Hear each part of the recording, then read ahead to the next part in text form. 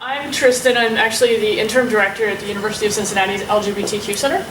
And now I can plug our things that we have going on. This is just a small snippet of some of the stuff we do at the University of Cincinnati. So if you want to take Safe Zone 101, we actually have it coming up January 26th. I will feed you. 5:30 to 6, you get free pizza.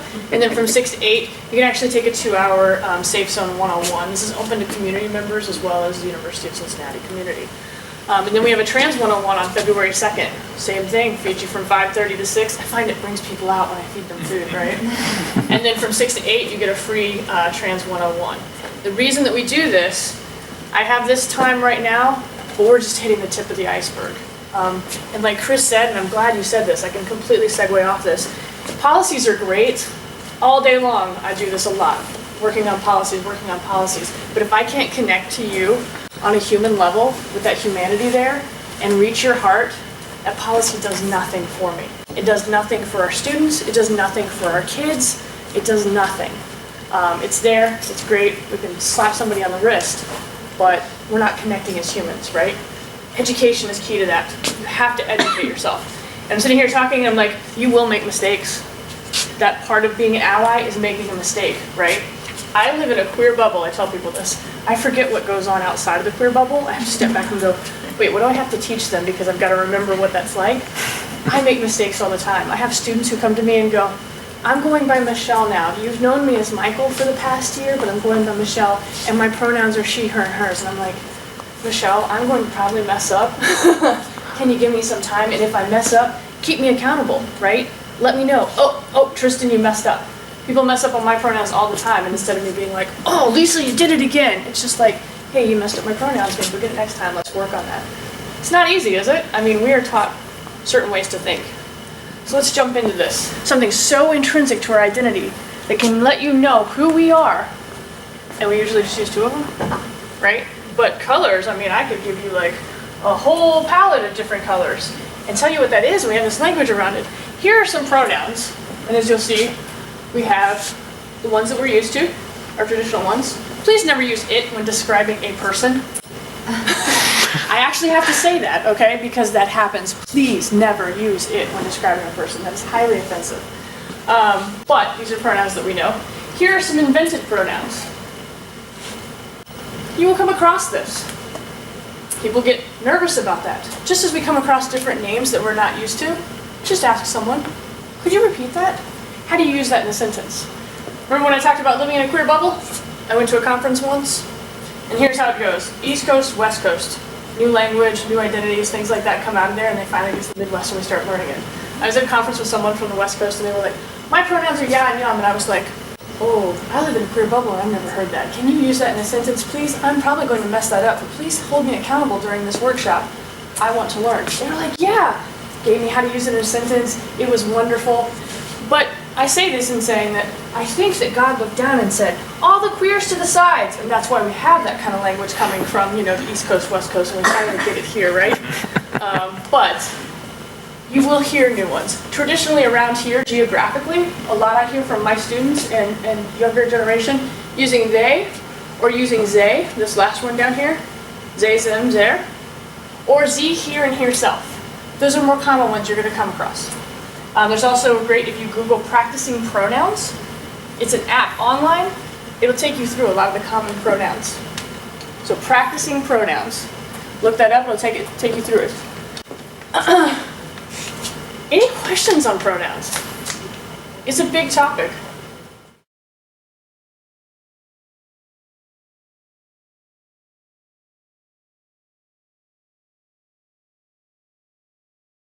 I have yet to meet someone who's offended. Most of the time, if they're not transgender, they're like, why are you asking my pronouns? What's with that, right? And then that's a teachable moment for you to go, I want to make sure that I'm getting your identity correct, and not everyone, we can't assume pronouns. That's what I've come up with the most. And a lot of times, if you and I were to meet on the street, but I've met you a few times, so I know you, I'd be like, hey, my name's Tristan, I go by they, them, and their. What's your name? What are your pronouns? Just, it's awkward at first, right, but it's one of those things that you start getting used to. Language is awkward right now. We invent language all the time. 10 years ago, I didn't know about syncing my phone. And now, the other day I was telling my wife, I was like, I synced my phone? I sunk my phone? I don't even know the past tense of syncing my phone, right? Because it's new language we have with technology. twerking just got added to the Oxford Dictionary. 5 years ago, I would have thought, is that some kind of like work we're doing? What's twerking, right?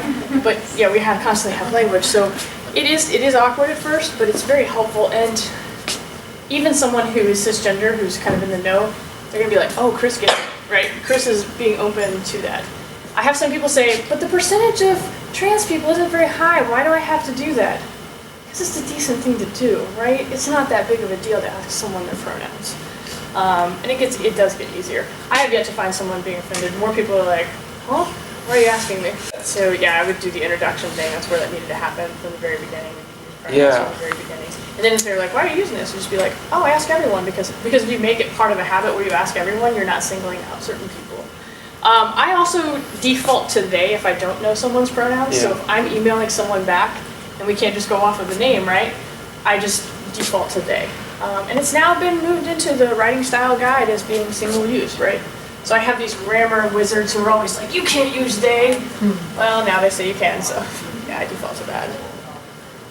All right, transgender or transgendered? Anybody in the room know which one's correct? I get this all the time, one of the most common questions. Some people are like, well, what's the big deal, right? And I always say, so we say people of color now, right? Instead of putting that ED on there. Because color didn't happen to someone, transgender didn't happen to someone. We also use people first language when talking about disabilities and other things. So we need to start using people first language when talking about this. So please, please, please, please, please drop the ED off the end. It is highly offensive. People are like, I don't get it, it's just language. Language is very powerful. Very, very powerful. You as allies have the ability to make people feel included and to even out that power dynamic, okay? But it's a very common one. I mean, I pull up like news articles from major news sources and they're still using transgendered. Went to a classroom last year for communications, and in the communications book that was just like put out 2 years ago, transgendered. So yeah, we need to step it up a little bit. Okay, we go really quickly. I'm going to go through this basic terminology language really quick. But sex and gender are different. I know, mind blown, right? Sex, and not the fun kind. What we're talking about is just your genitalia. Okay? Is different from gender. Gender is a social construction. We make it up. I could give you an entire historical timeline of different ways that gender is played out. For instance, we used to put little boys in pink and little girls in blue. Why? Because pink was seen as a lively color. Little boys are lively. And blue was seen as a protective color. High heels were originally invented for men. Men used to wear them when they would go out on a horse, archery, and be able to stand up and shoot. The high heel, and then it became in fashion for men who had money. They're like, oh, these make me look great, and I have money. Okay, and so then because women started wanting to dress more masculine, that's the funny part about this, they started wearing high heels. So see how this has changed? It is very dependent on culture and time. It's socially constructed. It is not something that is set. So, gender identity. I could walk into this room right now with long hair, a mini skirt, a halter top, makeup on. No, Chris was like, what? I'm still going to be transmasculine, genderqueer. So when I get these questions about Caitlyn Jenner's always been Caitlyn Jenner. Caitlyn Jenner finally had the opportunity to be herself, but internally that gender identity has always been there. So please, please, please, I always get these, well, someone just decided to do this yesterday. This is not something that we wake up and go, oh, this seems like a lot of fun. It doesn't happen like that, okay? There's a lot of struggle behind that sometimes. There's a lot of years of being in the closet or having to deal with this. So that's the one question I always get that I try and be like, okay, this is a teachable moment. Take a deep breath before you explain it, because it's one that I'm like, are you kidding me? You don't understand this. But yes, get that quite a bit. And then gender expression. All I'm talking about with gender expression is this. I could change my gender expression, but all the rest of that stuff is still going to be the same, right? Okay.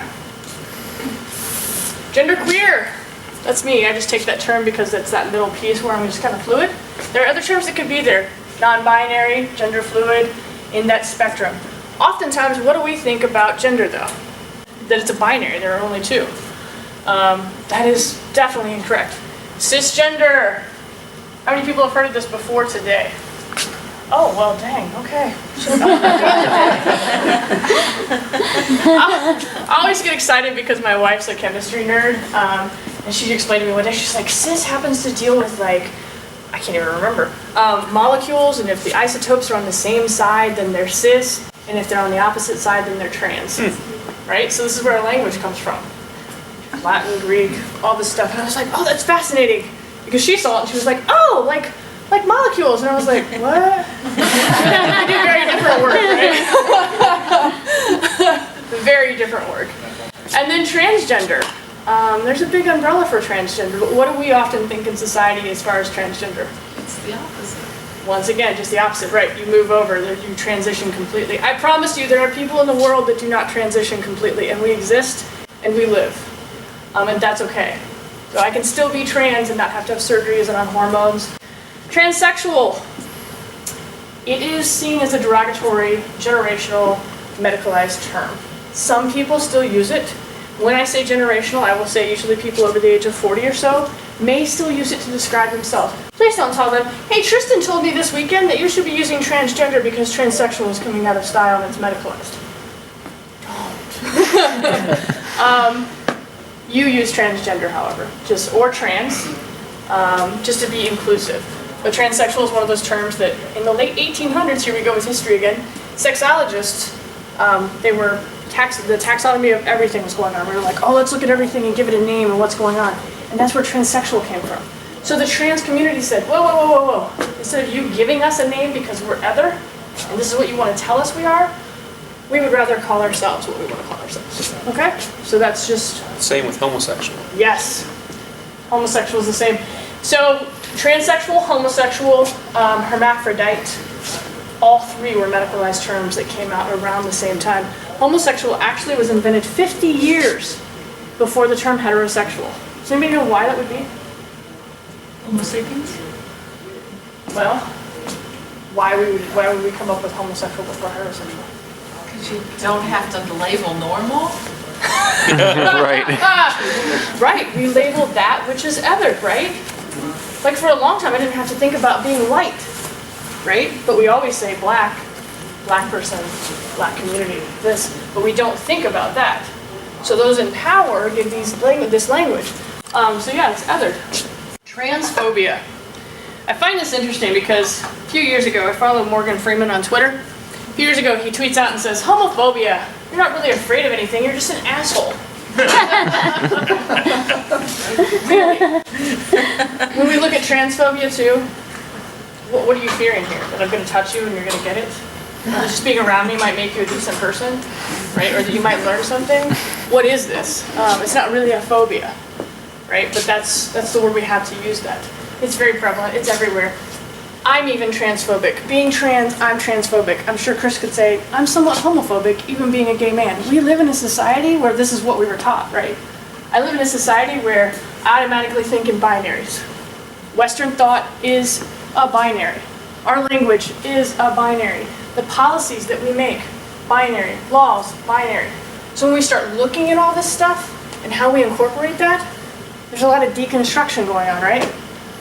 MTF, FTM, this is that binary we're talking about. These are terms that we usually know, right? Trans woman, trans man, on the binary. You've crossed over completely, one way or the other.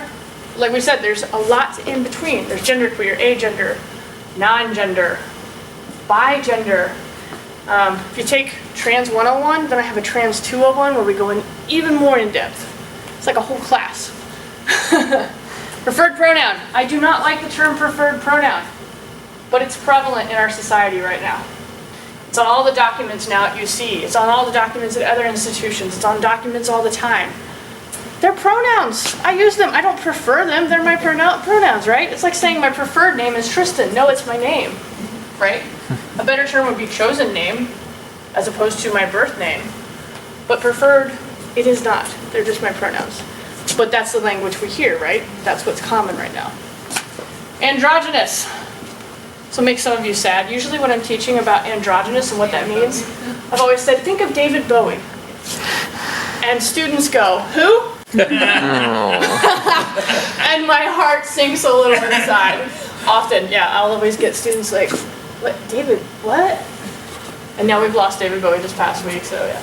So I have to be like Prince, Janelle Monáe, like coming up with these others, but yeah, the androgynous. That happens to deal with gender expression. So you can be cisgender, but express androgynous. You can be transgender and express androgynous. This is just strictly gender expression. Androgynous person is one of those individuals you look at and go, ooh, they've got it going on in all ways, right? They're walking by and you're like, I don't even know what's going on, but it's fabulous, okay? That's androgynous, that's how I describe that. Sex marker, simply M and F. Oftentimes though, on paperwork I see people say gender marker. Why would gender marker be wrong when you're talking about M and F? Sex is male, female, gender is man, woman. We need to be very careful with that language. Are you asking me male, female, or are you asking me man, woman? Because I would answer different questions and different things, right?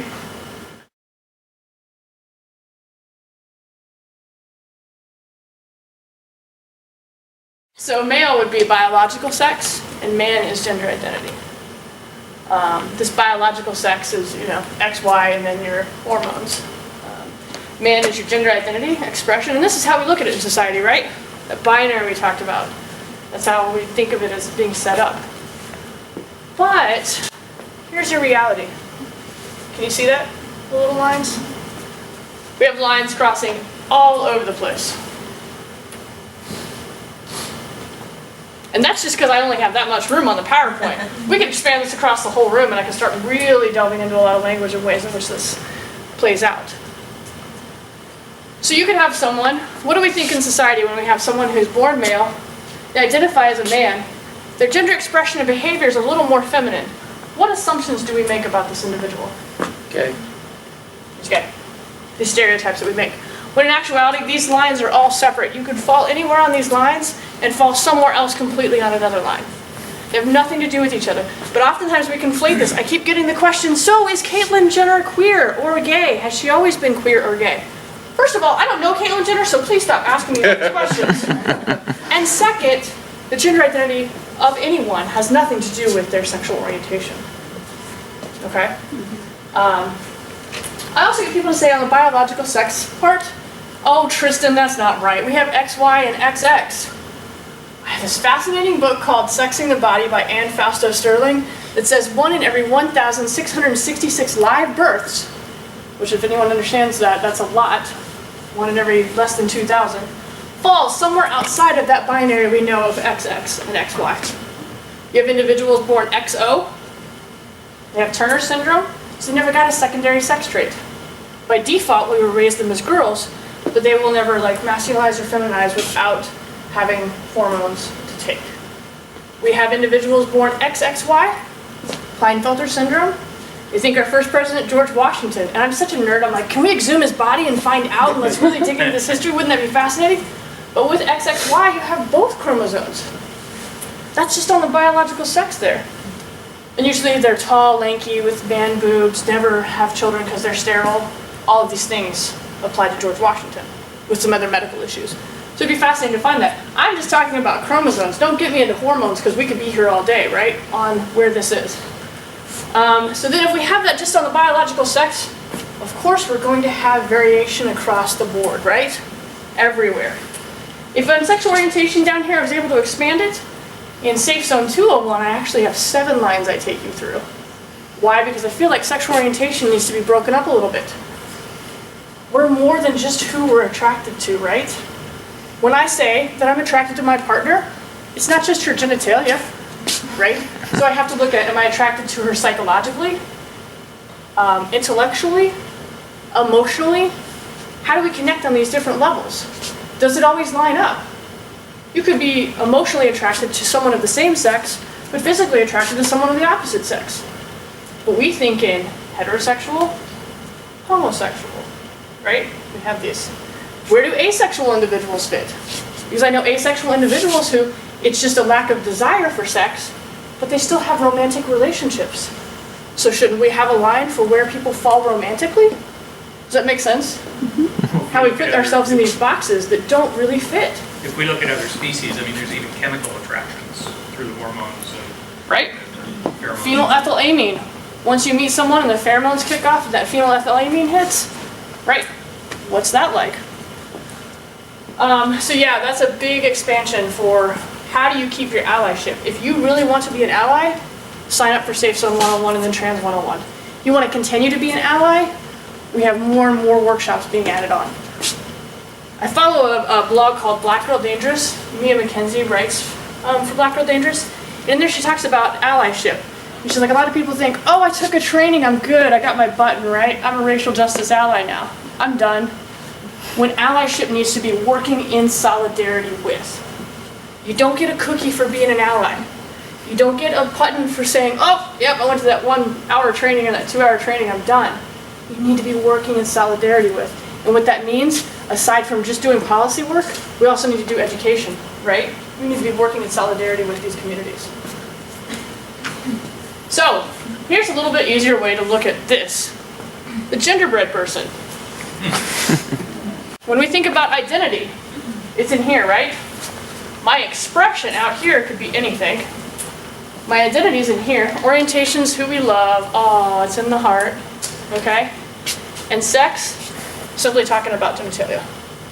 Do you see how those lines are different? Do you have any questions on this? It's a lot. I see some people looking like, I know this is the first time you've all seen it.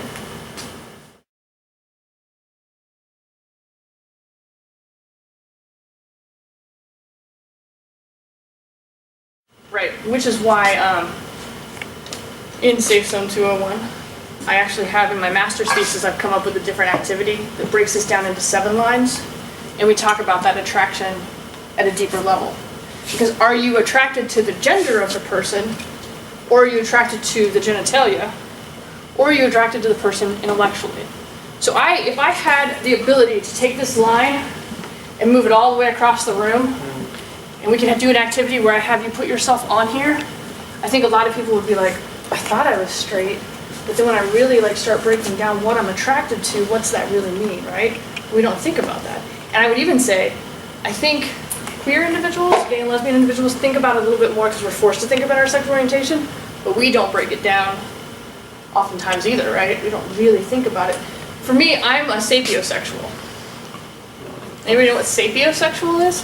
No. Sexually attracted to humans? To what? To just humans in general? You would think, because that sapio piece, Yeah. right? It's attracted to intellect. Oh. So for me, if you can have an intellectual conversation, that stimulates me. I could care less what your gender is, I could care less what your genitalia are. I've got to connect to you on that level. But as humans, we're pretty complicated, aren't we? I would hope, and I'm not going to judge anyone, that you're connecting to your partner more than just what their genitalia are. I would hope that it's more than just what goes on in the bedroom, right? You emotionally are connected, psychologically, intellectually, right? I don't know, I mean, but, so it's complicated, and there should be more lines. But if I busted out 7 lines in a basic 101 of people, they'd be like, oh, wait a minute, I'm still learning cisgender. So, because what we do on this too, we go, oh, let's throw the asexuals on sexual orientation, without then critiquing what that means to be asexual and what their romantic lives might look like. So, that's a good question. Any other questions? So you know what, we can sit here with this and think about all these lines, but the best thing to do is ask somebody about their identity. And please don't run around with a blank genderbread person and go, hey Chris, can you put yourself on here so I know who you are and I can respect that? What's one way we can initially, when we meet someone, get to know a little bit about their identity to start respecting them from the very beginning? The pronoun asking. The pronoun, right. That is huge. I know for cisgender individuals, that doesn't seem like a big deal, but it's a huge deal to be able to be inclusive on that level. Yeah, I will see students of mine light up when someone asks pronouns in a meeting. It's like, wow, I have one space that someone gets it and you understand. And it's something that simple. Bathrooms, you won't believe how great it is when my students are like, did you know that there's a gender neutral bathroom in this building? It's close enough to my class. Because I'm telling you right now, I have students who don't eat or drink all day long because they're afraid to use restrooms because there's not enough gender-inclusive restrooms near where they're taking classes.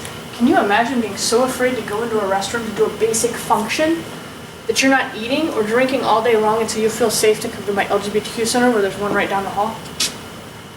I have kids who are exhausted by the end of the day because they've spent all day just on having to be somebody they're not, and making sure that they don't get caught in a bathroom where they're going to get harassed, feel uncomfortable or physically assaulted.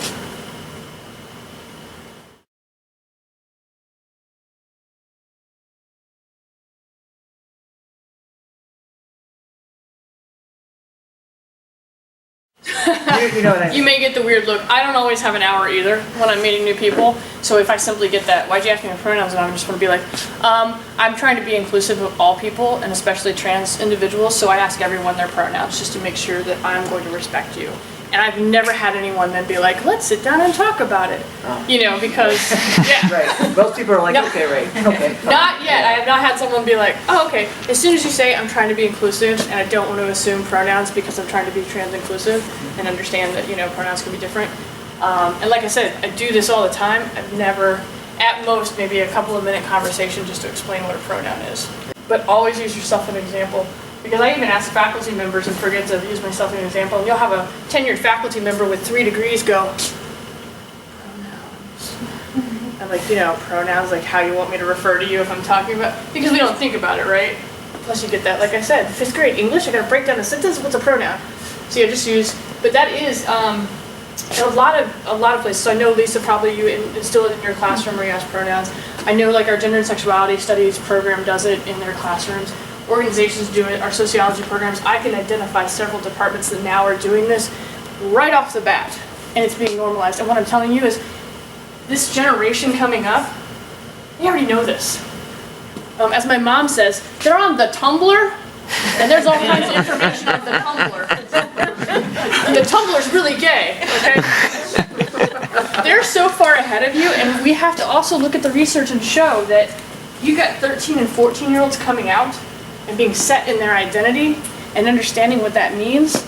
So for someone like me working at an LGBTQ center in higher education, 4 or 5 years from now, we have to look at how are we going to accommodate this? How are we going to progress and be innovative and understand that you have 13 and 14-year-olds coming out that have language that we have to keep up on that we don't understand right now, right? But this pronoun thing, it's gonna be like nothing to them.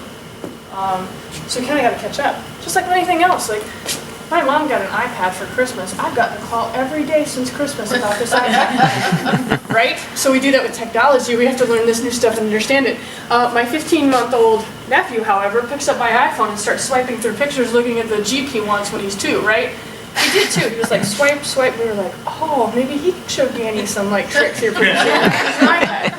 But we have to keep up because we've got to be inclusive. And those of us working in higher education or in K through 12 schools have to understand how we're going to accommodate these students that already have these identities and already have this language that we have to understand.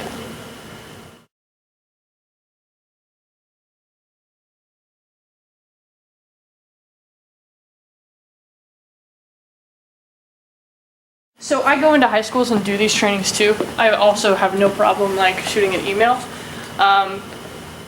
What high school do you go to? Mason. Mason. Do you have a GSA there? Yeah. Okay, cool. I thought you all were one that have a GSA. See how receptive they are to trying to use more inclusive language? I had an English teacher from my old high school, which was very conservative, and they banned me from taking my girlfriend to prom and had the police show up when I tried to buy tickets. But I had a couple of my instructors from that high school ask if I would come back to Indiana to do Safe Zone training. So it's starting to change, and they might be receptive to it. And they might be receptive if you say, we're trying to be inclusive. We can't, you just can't not be inclusive anymore. Also, before you leave, if you want to grab my card, I'd be more than willing to help mediate that conversation if it does escalate to, well, no, why do I have to do that? Because education goes a long way, right? Yeah. So I would love to if you need any help with that. Thank you. Trans umbrella. We go back and forth on whether we're going to use the asterisk or not. Currently it's kind of going out of fashion. The asterisk, originally people put it in there because, does anybody know anything about Google searching and computers? Why would we use an asterisk? So if I was going to do a search on dogs and I put an asterisk before I do that Google search, it pulls up everything, right? So the debate is, the trans umbrella is already an umbrella, why do we need to put the asterisk on it, right? It already encompasses everything. So go back and forth. This is the Trans Student Educational Resource. You can find this online, TSER. There are tons of great infographics and information that you can pull off of there. this is the trans umbrella. So we can see that trans, transgender, transfeminine, transmasculine, agender, genderqueer, all those things fit under there. What doesn't fit under there? Cisgender. What doesn't fit under there? Drag queens. Unless you're trans and a drag queen. But just simply being a drag queen, Chris could go out every weekend and be a drag queen. I do. See? You didn't know this, but Chris probably makes the bucks as Christina performing drag. I would Probably, have a better name. probably up at Old Saloon. You don't even know about it. It's far enough away, right? But Chris is still cisgender. Sorry to pick on you. That's all right. But it's still cisgender at the end of the day. Just doing this for fun, money, charity. At the University of Cincinnati, our drag shows are actually one of our biggest shows now. We raise money for Trans Ohio. Our last show raised $1,046. Yes, huge. We had 543 people show up to it. Faculty, staff, administration, and students. Huge event. But we have professional kings and queens that come in there and they do this for charity. All the money goes to someone else, every time. So it's great, and our students get to understand how gender can be a performance. They get to understand all the theory behind it, and they get to have a good night, right? And be visible and have fun. So yeah, drag queens aren't under there. And intersex. Someone who's intersex, did we see that earlier? What is that? So I'm biological. So when I talked about someone who had Turner syndrome and is XO, or XXY, that's intersex. Or if they had genetic mosaicism and had XXXY, that's intersex. They're not necessarily transgender because transgender is what? It's mental perception. It falls Internal. on gender identity, right? Not on the biological sex. So if they were born with a penis, but they also have a uterus or something like that. Hermaphrodite. So that's the old term, and remember we talked about medicalized terminology. So homosexual, hermaphrodite, and transsexual are three of those medicalized terms that we don't use anymore. And intersex is the new term. The intersex community actually had some pushback and said, all right, we do not like the term hermaphrodite. That was a name that was given to us. We're using intersex.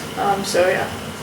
Anybody seen the Vivian Cass model of identity formation when talking about LGBTQ individuals coming out? Yeah, you've seen it? It's dated, it's 1972. I still use it though, because when I look at new research, and I'm not kidding you, it's like the 21 steps of coming out. And you know what they did? They took Vivian Cass's 6 steps and broke it down into 21.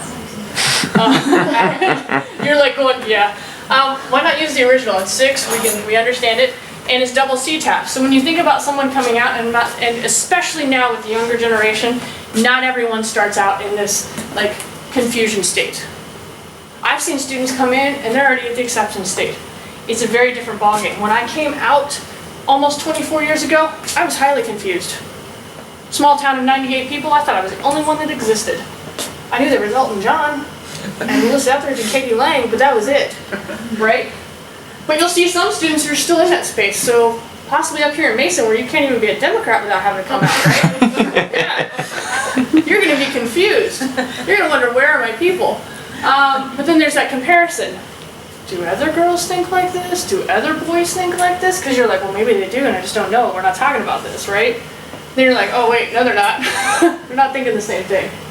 And then tolerance. I got to my tolerance stage when I was like, okay, I'm going to be a nun and just never have sex. I was discerning the call to be a minister. I was a United Methodist for a very long time, and I constantly wanted to be a minister, and I was like, okay, I'll just be celibate. Because you can't be out. Even as progressive as they are, you can't be out, is what they told me back in the day. So I was like, okay, I'll just be celibate. That was where I was with tolerance. I also said, I'll read the Bible every time I think about another woman. I've read the Bible 8 times, cover to cover. But then I had to get to acceptance eventually, right? Eventually I got to acceptance. This is who I am, this is how it's going to be. I can live a successful life. And we see our students going through that. I see my students dealing with this. And then you get to pride. And we definitely know. I definitely can identify when my student has gotten to pride. Because it looks like a rainbow threw up all over them. Okay? It's rainbow everything. They're carrying rainbow capes around. Everything's gay. For me, when I got to that point, I was like, I don't like straight people. I will never trust another straight person again. My best friend's straight, so that didn't stick with that. But you see that pride state. Can you imagine going through all this and seeing that society hates you? or hearing what your parents say, kids pick up on that. My mom used to be like, oh, you're thinking about letting homosexuals into the military?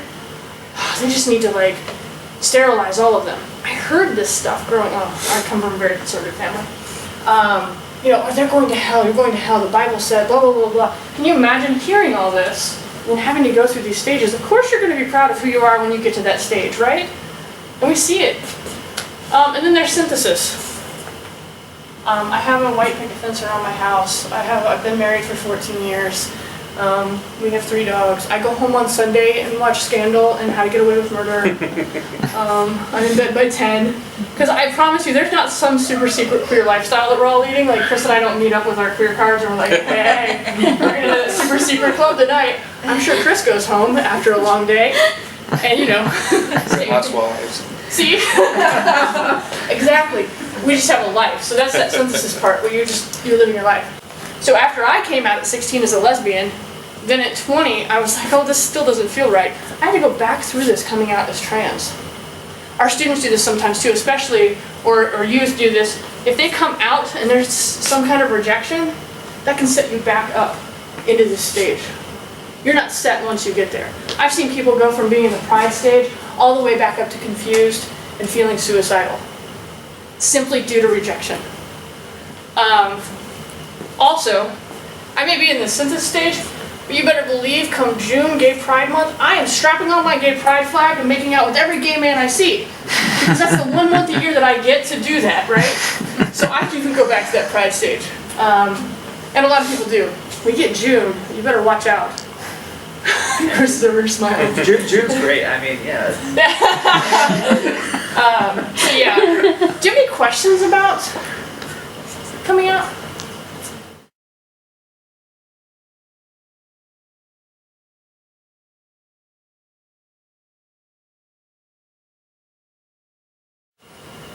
Eventually, you have to let that go. I kind of, Yeah. I'm just curious. And I have to, you know, like. It's a process, and I have to let my students know this. I'm very, very open about my own story because me being vulnerable helps them.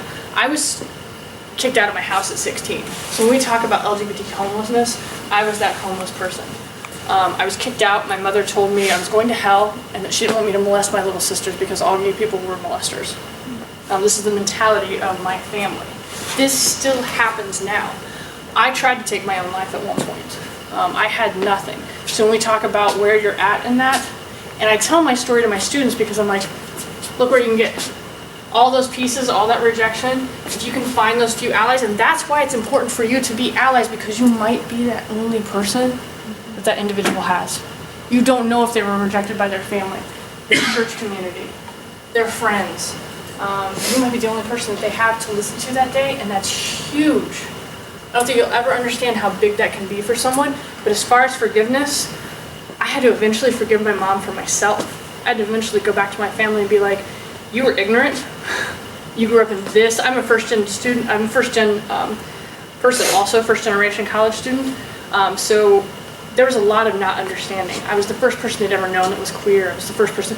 So I had to give them that room to deal with it. Similar to us coming out, there's a coming out phase for parents. There's a coming out phase for family. There's a coming out where they have to understand and deal with the loss of what they thought was, and they have to go through that. And from my point, I tell my students this. I'm like, I'm not asking you to forgive them right now. What I'm asking you is to kind of help meet your parents in this space to understand they've also got to go through these steps on their own. Because I had, 14 years to deal with it and understand who I was, and then dropping it on my parents and expecting them the next day to be, okay, we're cool with it. But we also then have to figure out as a society, when we have parents that do that, how are we going to help pick up those pieces because it happens. It happens all the time. I will have no less than 5 students this year that I'm going to have to deal with that have been emotionally or physically cut off from their parents. So that's just me at one institution, right? Yeah. So what was that important connection that you made that got you from that homeless state? A group of older drag queens and kings and butch lesbians who took me in. I was able to get this is horrible when I tell my students not to live my life. I was able to get a fake ID, and not for the purposes of going and drinking, But at that time when I came out, that's where the community was at. This was early 90s. It was the gay 90s. If everyone remembers the 90s, there was a lot of gay stuff, right? So I had to get a fake ID, start going to the bars. I spent my first Thanksgiving, I don't normally get like emotional about it. I spent my first Thanksgiving at a Thanksgiving dinner at this bar. I'm 38 years old. I don't look 38 years old. I mean, not to toot my own horn. So at 16, I looked like an 11-year-old boy. That bar owner and everyone there knew that I was underage. And they just kind of took me in. That was my saving grace right there, but not everyone has that experience. It's hard to come by a fake ID at 16, right? Or to find a bar that's like, or to find that resource that they're like, oh, I get it. Yeah, so a lot of it was crashing on people's couches, having wonderful people to just be there for me. But that's that piece that we need allies, right? So, yeah, that was my... And it was a little bit different because we do have more resources now. Unfortunately, something that I would love to see in Cincinnati, and I don't know how we would do this, is we need a trans space, or we need an LGBTQ center that's a physical space, because I have lots of community members that come to our LGBTQ center on campus, and I get by it with the administration by, we're a public institution, and I might possibly get them to join our institution. And I've gotten a few students to actually, then become students that were community members, but there's such a need for a community space, especially for our trans youth. So, yeah. Thanks for the question. I'm very open, by the way, so any question?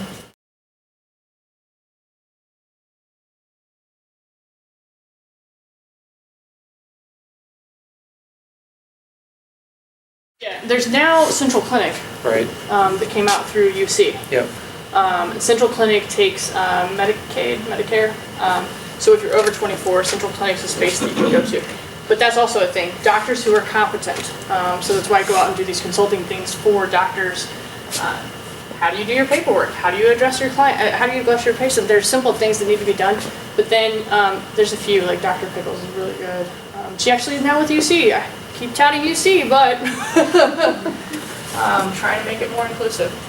It is interesting though, because you wouldn't think that that's a big issue, but a lot of insurance companies are really pushing back and not wanting to cover trans-related healthcare, and that's huge, huge in helping someone.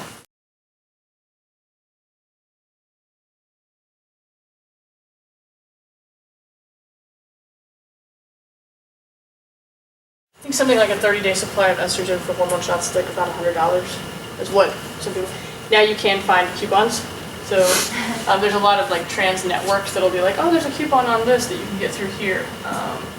The Tumblr, once again, is really good for that. Also, Heartland Trans Wellness is a great resource, especially for medical stuff. Jenna over there is doing some great work. And then Children's Hospital, Sarah Painter over at Children's Hospital is amazing. But yeah, it is kind of expensive. And some insurance companies, even though they'll say they're going to deny it, if you keep pushing it, and have the doctor push that through. Because let's be real, insurance companies want to not have to pay for stuff anyway, not just trans stuff, right? But if you can get a letter and have that. I tell people, go for the appeal process with your insurance company, because once you start pushing that and you have the doctor push it, you can get some turnover on that. Yeah.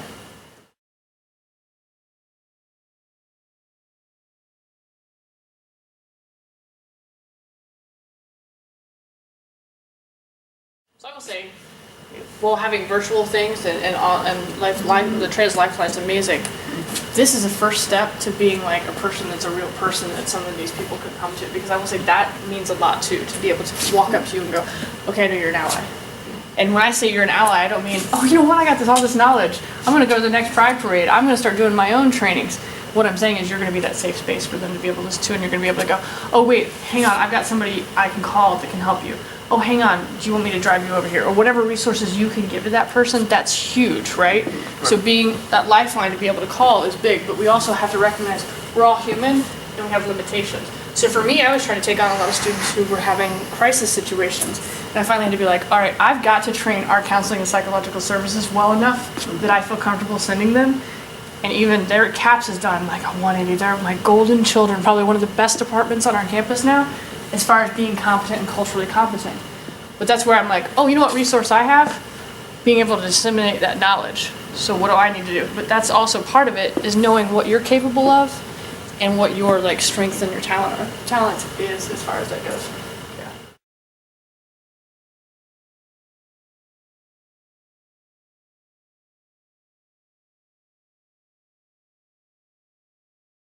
But no, I go out to community members, nonprofit to business. We've done the Environmental Protection Agency and several different Yeah, businesses. I can also gear certain trainings, but yeah, the Safe Zone 101, Trans 101, it's appropriate for most all audiences. Okay. The only audience that I really, when I go in to do a Safe Zone 101, that I definitely have a different take would be counseling and psychological services, because that's more of a consultation and we need to make sure that things are going on.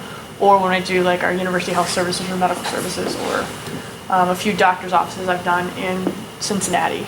It's geared a little bit differently because you're dealing with patients and clients in a different way. But yes, it is appropriate for businesses. Okay. And Very helpful is what I've gotten feedback. Please look into our safe. You can check our website out. We've got one coming up, like I said, January 26th. Okay. And it's free and open to the public as well. Great. But if you want something more geared to your the work you do, we can also do that as well. Yeah, I'll dip my Yeah, toe in the get water. a hold of me. There's a lot of affinity groups, and, because we have to recognize we have to get there.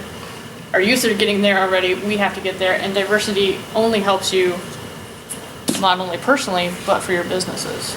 And I tell my students, it makes you marketable when you leave the university if you have this diversity training, because believe me, employers are looking at that. They're looking at it and going, are you ready to step in here and deal one in a global market and with individuals that maybe you've never dealt with before? So, yeah.